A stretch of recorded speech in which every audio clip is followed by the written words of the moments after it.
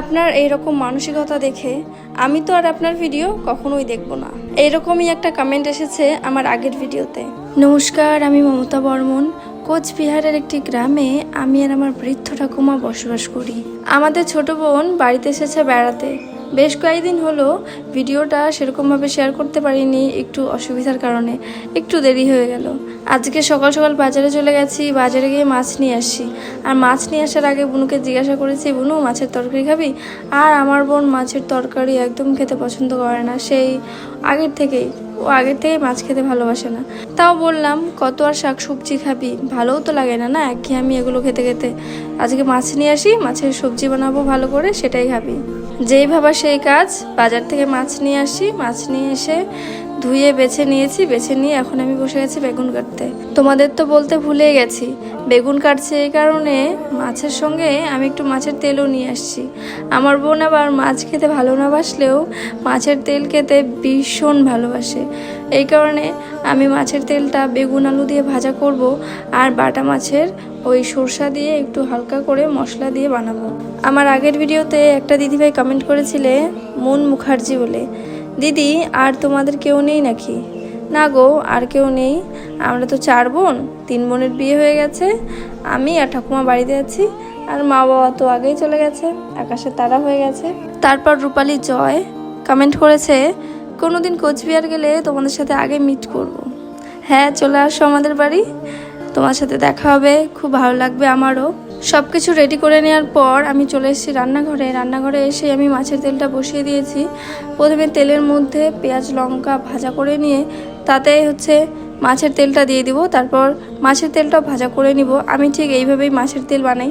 তোমরা কি করে মাছের তেল বানাও, কিভাবে বানাও আমাকে কমেন্ট করে জানিও। সবার প্রথম তোমরা মাছের তেল খাও কি না এটাই জানিও, কারণ আমি যখন ভিডিওটা শ্যুট করেছিলাম বা ভিডিওটা বানিয়েছিলাম তখন বোনকে বলছিলাম, বোন এই ভিডিওটা দিব কি না। বোন বলছে যে দে, কিন্তু আমার খুব লজ্জা লাগছিল যে তোমরা মাছের তেল খাও কি না, কারণ এটা তো ফেলে দেওয়ার জিনিস, এটা আবার আমরা নিয়ে এসে খাই।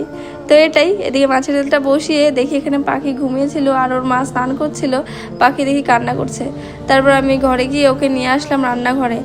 আর ও এত ছটপট করে, থাকতে চায় না একদম কোলেও। আর এদিকে দেখছি ঠাকুমা বাথরুম যাবে বলে নিজেই একা একা হামাগুড়ি দিয়ে যাচ্ছে। আমি একটু ব্যস্ত ছিলাম, রান্না করছিলাম আর পাখিকে কোলে নিয়েছিলাম বলে আমি বলছি ঠাকুমা একটু দাঁড়াও, আমি আসছি। ঠাকুমা আর অপেক্ষা করতে পারছিল না বলে একাই হামাগুড়ি দিয়ে চলে গেছে বাথরুমে। আমি শুনেছি মানুষের যখন বয়স বাড়ে বা মানুষ যখন বৃদ্ধ হয় তখন বাচ্চা হয়ে যায়। আজকে তার জলজান্ত আমি প্রমাণটা পেয়ে গেলাম আমার ঠাকুমাকে দেখে। কত সুন্দর হামাগুড়ি দিচ্ছে বারান্দায়, দেখতেও ভালো লাগছে আবার খারাপও লাগছে। খারাপ লাগছে এই কারণে যে ঠাকুমার বয়স বেড়ে গেছে, ঠাকুমা আর হাঁটতে পারছে না। সেই ছোট থেকে ঠাকুমাকে কীরকম দেখেছি আর আজকে কীরকম দেখছি। এটাই প্রকৃতির নিয়ম, সবাইকে একদিন বৃদ্ধ হতে হবে আর সবাইকে একদিন এই পৃথিবী ছেড়ে চলে যেতে হবে। যাই হোক, এদিকে আমি মাছের সবজিটা বানাবো বলে এখানে আমি মশলা করতে বসে গেছি। মশলায় আমি সরষা বেটে নিয়েছি আর পেঁয়াজ আর রসুন, কাঁচা লঙ্কা চিড়ে দেবো। সেরকম একটা ঝাল দিব না, যেহেতু এত গরমও পড়েছে আর এত মশলা খাওয়াও ঠিক না, তাও আমি সরষা দিয়ে বানাচ্ছি। ঠাকুমা তো সেরকম মশলাপাতি খেতে চায় না, আর ঠাকুমাকে আমি দেইও না, ঠাকুমা অল্প করেই খায়। আচ্ছা, আমি আগের ভিডিওতে যে কথাটা শেয়ার করেছিলাম যে কুকুর আমাদের ঘরে ঢুকে যায়, খুব অত্যাচার করে, খাবারে মুখ দেয়, তো এই কারণে অনেকেই কমেন্ট করেছেন, আমাকে উপায় দিয়েছেন। তো সেগুলোর মধ্যে আমি কিছু কমেন্ট পড়ছি, ঠিক আছে। সোমা ভট্টাচার্য কমেন্ট করেছেন, রোজ ওদের একটু ভাত খেতে দাও, দেখবে ওরা কিছুতে মুখ দেবে না, ওদের খিদে পায় এর জন্য এমন করে। দেখো, আমাদের যে গ্রামের মধ্যে সবার বাড়িতেই কিন্তু ওদের খাবার দেয়, আমিও খাবার দিই। খাবার দেওয়ার পরেও ওরা এরকম করে যে বাইরে কোনো বাসন রাখলে, এঁঠো বাসন রাখলে সেখানে গিয়ে ওই বাসনপত্র চেটে খেতে থাকে। তো এটা তো খারাপ, তাই না বলো? সেই বাসনটায় আমি আবার খাবো বা আমার ঠাকুমা খাবে বা আমার বাড়ির লোকজন খাবে, সেটাতে তো প্রবলেম হবে। তো এই কারণেই আমি বলেছিলাম যে কি করলে কুকুর ঘরে আসবে না বা ঘরে ঢুকে যাবে না। আমার তো ঠাকুমার ঘরের বিছানা উঠে যায়, বিছানায় উঠে গিয়ে খাবার খাবে, এরকম অবস্থা। দেখো, সব সময় তো মন মেজাজটা ঠিক থাকে না, যখন ওরা খুব বাড়াবাড়ি করে ফেলে তখনই আমার প্রচণ্ড রাগ হয়। এছাড়া আমার তাদের নিয়ে কোনো সমস্যা নেই।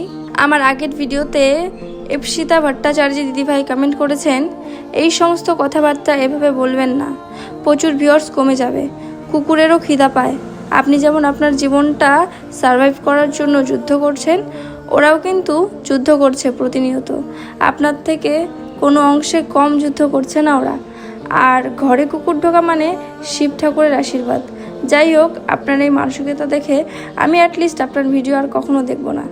দেখুন দিদিভাই, আপনি আমার ভিডিও দেখবেন কি দেখবেন না সেটা আপনার ব্যক্তিগত মতামত, কিন্তু আমার কথা হচ্ছে, এটা তো আপনি নিশ্চয়ই জানেন যে পৃথিবীতে যেরকম ভালো মানুষও থাকে সেরকম কিন্তু খারাপ মানুষও থাকে। সেরকমই যেরকম দেখবেন কতগুলো কুকুর আছে যে ঠিকঠাক একই জায়গায় বসে থাকবে, বা খাবার দিলে সেই খাবারটা খাবে আবার ঠিক বসে থাকবে। এইরকম সব ঘরে ঘোরাঘুরি করবে না, বা খাবারের জিনিসে মুখ দেবে না, বা আমি যদি এঁঠো বাসন কলের পাড়ে রাখি সেখানে মুখ দেবে না। আর আমার ঠাকুমার ঘরে বিছানার উপরে উঠে যায় খাবার খাওয়ার জন্য। তা এগুলোকে আপনি কি বলবেন, মানে কি বলতে চান? যে এগুলোকে আমি কি আশকারা দেব, নাকি এটাকে আমি তারা যেন এরকম না করে সেই রকম একটা ব্যবস্থা নেব? আর একটা কথা না বললেই নয়, আপনি কি করেন বা কি কাজ করেন বা কিভাবে আপনার জীবনটা সারভাইভ করছেন সেটা তো আমি জানি না, না জেনে মন্তব্য করা উচিতও নয়। তাই আমি আমার কথাটাই বলছি। আমার ঘরে তো খুব স্বল্প পরিমাণ খাবার থাকে, আর আমি খুব হিসেব করেই চলাফেরা করি, আর আমি খুব স্বল্প পরিমাণই রান্না করি, মানে আমার আর আমার ঠাকুমার জন্য। সেটাতে যদি সেই খাবারটা যদি নষ্ট করে দেয়, তো সেটা আবার রান্না করা আমার পক্ষে অসম্ভব হয়ে যায়।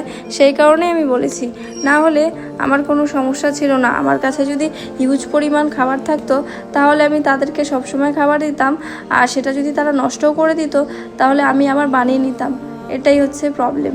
শেষে একটা কথাই বলছি, আপনারা হয়তো জানেন না, আমার বাবার মৃত্যুর মূল কারণ হচ্ছে কুকুর। আমার বাবার মৃত্যু হয়েছিল কুকুরের জন্যই।